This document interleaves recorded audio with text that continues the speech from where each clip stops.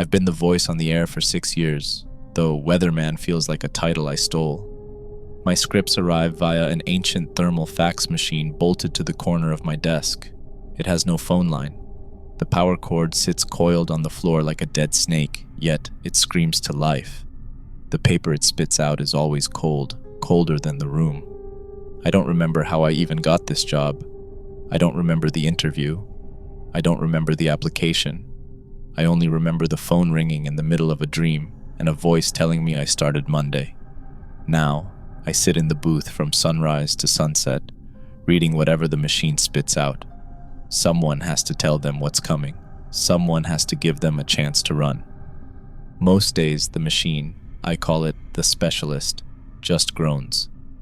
It hums with a low-frequency vibration that makes my teeth ache, eventually spitting out a tongue of thermal paper that reeks of scorched oil and old electricity. On the good days, the messages are boring, light drizzle, partly cloudy, the kind of news that lets me pretend I'm just a guy with a job. But then there are the other days. The specialist doesn't just hum on those days, it screams. It's a mechanical seizure, the sound of a paper shredder choking on bone and the high-pitched wail of a dying cat. When the paper finally slides out, the ink is still wet and oily. The paper feels like skin peeled from someone fresh out of the shower. I remember the first time the forecast changed. It didn't mention the sky at all. Heavy mist for the next 2 hours. If you hear knocking at your door, do not open it. Do not ask who is there. Or, thunderstorms rolling in. If you see a dead relative in a reflection, do not acknowledge them. They are looking for an invitation. I have to read those words into the microphone. I have to keep my voice steady, even when I can feel the specialist watching the back of my head, waiting to see if I'll miss a syllable. Because out there, in the quiet houses and moving cars, people are listening. And I'm the only thing telling them how to stay alive. I'm not entirely alone in the station, though it often feels that way. There's Rick and Ashley. Ashley handles the local news and community updates. She's giddy, too giddy. She moves through the dim hallways with a chirpy, caffeinated energy that feels like a serrated blade against the silence of the booth. She brings me coffee, black, bitter, and smelling slightly of the same burnt oil as the fax machine. But she never looks at the specialist. She never asks why my weather reports sound like survival manuals. She just smiles, her teeth a little too white in the fluorescent light, and tells me to keep up the good work. Then there's Rick. Rick is the ghost in the machine. He's the one who keeps the lights from flickering out and the plumbing from backing up into the lobby. He's a man of grease stains and heavy sighs. We don't talk much, which suits me. He just moves through the peripheral of my vision, tightening bolts on things that shouldn't be loose, and watching the walls with a wary, exhausted intensity. They fill the gaps between my broadcasts, providing a thin veneer of office life. But sometimes, when the specialist starts its rhythmic, bone-grinding shriek, I catch them both freezing. Just for a second, Ashley's smile will falter, and Rick will grip his wrench until his knuckles turn gray. It was a Tuesday, indistinguishable from any other. I stepped into the booth and gave the specialist a soft pat on its cold beige casing. It was my morning ritual, a way of acknowledging the beast before it woke up. Ashley fluttered in a moment later, clutching 2 foam cups. Her cheerfulness felt loud in the small space, like a radio played at the wrong frequency. "Ready for another fun day?" she asked, her smile pinned perfectly in place. "I guess you could call it that," I replied. The coffee she handed me was scalding, the steam curling into the air like a ghost. "Oh, Thomas," she giggled, backing toward the door. "I know there's a soft spot behind all that stone." I managed a faint roll of my eyes as she vanished back into the hallway. Left alone with the hum of the electronics, I turned to the window. It was one part of the job I actually liked. The parking lot was small, a gray patch of asphalt carved out of the dense, encroaching tree line. From here I could watch the single road that bled into the forest. On mornings like this, with the mist clinging to the tops of the pines, it looked peaceful. But it was a fragile kind of peace, the kind you find in a graveyard before the first shovel hits the dirt. The trees stood so still they didn't look like wood and needles. They looked like a crowd of people standing perfectly silent, waiting for me to turn my back. I settled the headset over my ears, the plastic cool against my temples. In the background, Ashley's voice filtered through the monitors, bubbly, rhythmic, and utterly disconnected from the cold reality of the booth. I tuned her out. I was waiting for the only sound that mattered. Then it came. The specialist didn't just print, it convulsed. A sharp metallic shriek ripped through the room, the sound of a blade dragging across a chalkboard. A fresh tongue of thermal paper slid out, curling toward the floor. I grabbed it, my heart doing a slow, heavy thud against my ribs. I leaned into the mic, giving it 2 soft taps. Thump, thump, like a heartbeat. "Good morning, everyone," I said, my voice dropping into that smooth, practiced tone. "Thomas here with the weather. It's going to be a gloomy one today. Expect light drizzling throughout the morning, with cooler temperatures moving in from the north." I read it word for word. I didn't breathe until the sentence was finished. I never dared to ad-lib, never dared to summarize. Even a normal report felt like a contract. If the specialist said drizzle, I said drizzle. If I changed a word, if I called it a shower instead of rain, I had the sickening feeling that the world outside would twist itself to fit my mistake, and I didn't want to be responsible for the sound of that snapping. The hours bled into one another, marked only by the slow crawl of shadows across the parking lot. No further updates shrieked from the specialist. It sat silent, a beige tombstone on my desk, radiating a dull electric heat. Between her segments, Ashley leaned against my doorframe, chatting about nothing. Local bake sales, a new song on the charts, the trivialities of a world that felt increasingly distant. We kept it light. We had to. Later than usual, Rick shuffled past the booth. He carried a heavy toolbox that clanked with the sound of rusted iron, his eyes fixed on a spot an inch above the floorboards. I didn't ask why he was late. He didn't explain. It was our unspoken contract, signed in the silence of the station. We didn't talk about the boss no one had ever met. We didn't compare notes on the phantom phone calls that had plucked us out of our lives and dropped us behind these desks. There was a comfort in ignorance. If I didn't ask Ashley how she got here, she wouldn't have to ask me why I was reading survival instructions to a city that thought I was just talking about the rain. We were 3 strangers holding our breath in the dark, pretending that if we just did our jobs, if Rick kept the pipes from screaming and I kept the script perfect, the dark wouldn't notice us. "So, Thomas, I was wondering if maybe you wanted to go to the farmer's market this Saturday." Ashley's voice was different. The high-pitched, radio-ready giddiness had dipped into something softer, something fragile. She was looking at her shoes, her fingers tracing the edge of her coffee cup. It was the first time in years she'd acknowledged a world existing outside the 4 walls of this station. "Ah, sure," I replied, the words feeling heavy in my mouth. "Why not?" I told myself it was just the loneliness finally leaking through her armor. She looked up, and for a second, her smile wasn't a mask. It was real, bright enough to make the dim booth feel almost warm. "Wonderful," she beamed, a genuine spring in her step as she turned the corner. "I can't wait." I watched her go, actually feeling a phantom twitch of a smile myself. I'd pick her up a coffee tomorrow morning, a real one from the place down the road, not the burnt sludge we drank here. I let myself imagine the sun on a Saturday morning. Then the specialist screamed. It wasn't the usual screech. It was a prolonged, wet sound, like a saw blade hitting a knot of gristle. The air in the booth suddenly turned frigid, the scent of burnt oil replaced by the sharp, metallic tang of an approaching storm. The machine didn't just print. It shook the entire desk, vomiting out a strip of paper that looked charred around the edges. I didn't want to look.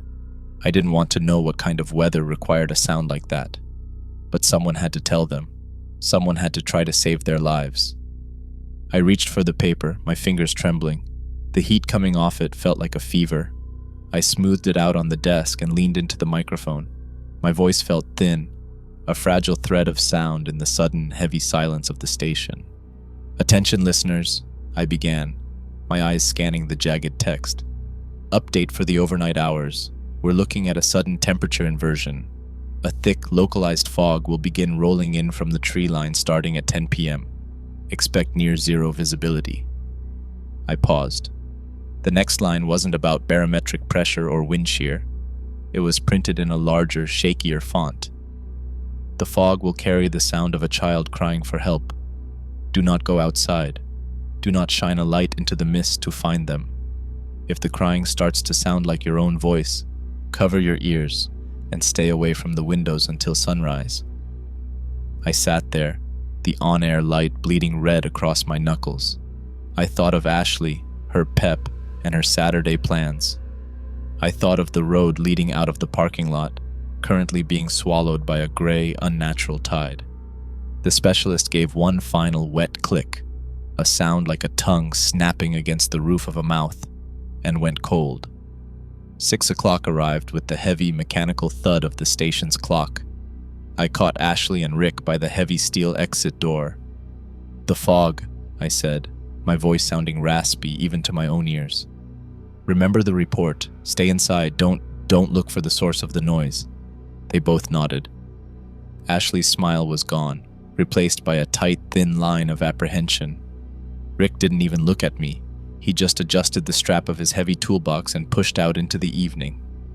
For the first time in 6 years, the unspoken contract felt like it was fraying at the edges. I cared if they made it home. I cared if I saw them tomorrow. When I stepped out, the air didn't hit me. It swallowed me. The fog wasn't a mist. It was a physical weight, tasting of wet ash and static. It clung to my skin, instantly soaking through my coat. The specialist's accuracy was a jagged blade, perfect and cold. I could barely see the hood of my car 10 feet away. Through the shifting gray curtains, I saw Rick. He was standing by the open door of his rusted truck, but he wasn't getting in. He was staring back at the radio station, his silhouette stunted and lonely in the haze.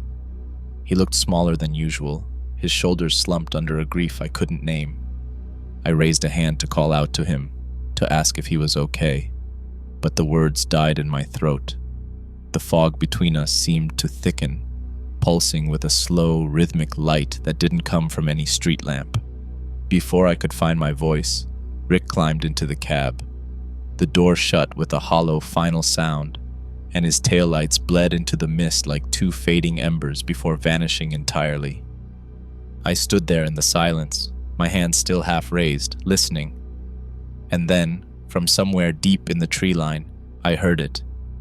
The first faint, thin wail of a child. I ignored the sounds in the fog.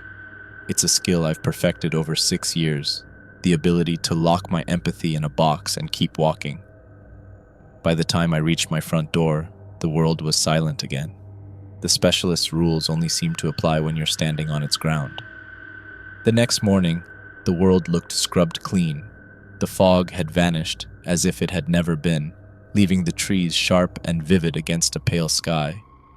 I left early, the engine of my car humming a cheerful tune as I pulled into the drive-thru of a local cafe. I bought 2 coffees, a plain black for myself and something lighter, sweeter, for Ashley. The warmth of the cups against my palm felt like a promise. I was actually looking forward to the station. I wanted to see her face when she saw the drink. I wanted to believe that people had listened to my voice last night, that they had stayed inside, covered their ears, and ignored the phantom cries in the mist.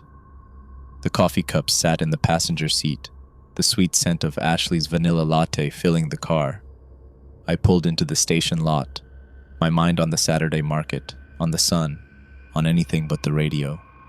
Then the tires hit something soft, a wet, heavy thwack that didn't sound like a pothole. I slammed on the brakes. My stomach turned a cold somersault as I looked through the windshield. The parking lot wasn't gray anymore. It was a mosaic of raw, glistening meat and tangled limbs. They weren't just dead. They had been unmade. A dozen figures lay scattered across the asphalt, but the geometry was all wrong.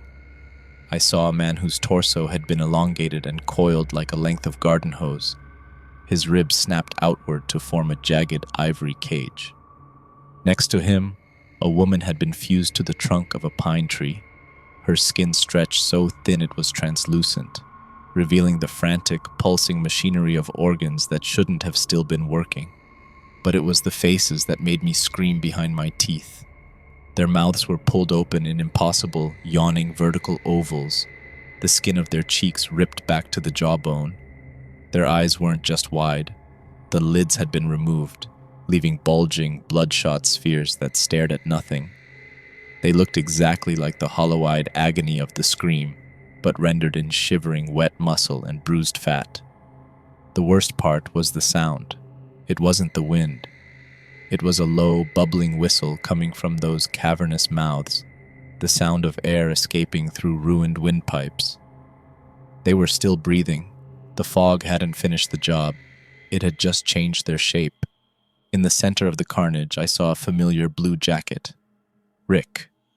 His body had been flattened down, as if all his bones were removed. His neck was stretched out like taffy wrapped around his rusty toolbox. I walked through the asphalt and the ground felt spongy. I tried not to look down, but the wet squelch beneath my boots forced my eyes to the pavement. I hadn't stepped on a stone. I had stepped on a tongue, a long gray ribbon of muscle that trailed out from a pile of what used to be a local delivery driver. It was still twitching, tasting the air, even though the rest of the man was a flattened husk of shattered bone and burst intestines. I walked toward the entrance, my breath coming in shallow, jagged hitches. To my left, two figures had been woven together. Their limbs had been braided like dough, the skin fused so seamlessly that I couldn't tell where one person ended and the other began. They looked like a human knot, a sculpture of purple bruising and exposed sinew.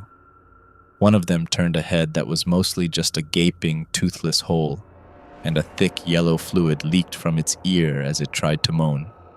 It sounded like air escaping a punctured tire.